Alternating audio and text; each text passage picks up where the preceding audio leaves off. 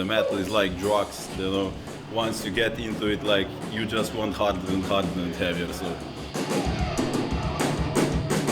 I like, the heavy riffs, some sort of simplicity about it.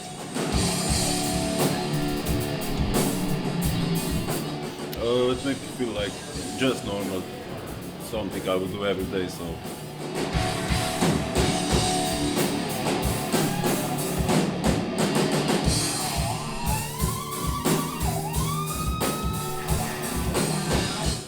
It really calms you down,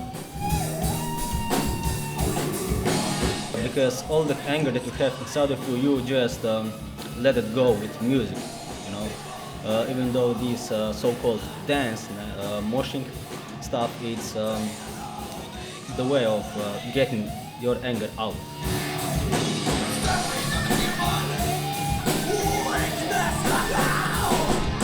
Relaxed, very relaxed.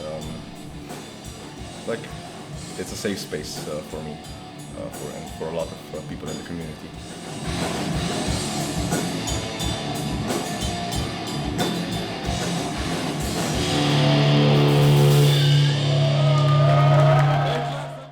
Yeah, I just fucking love metal.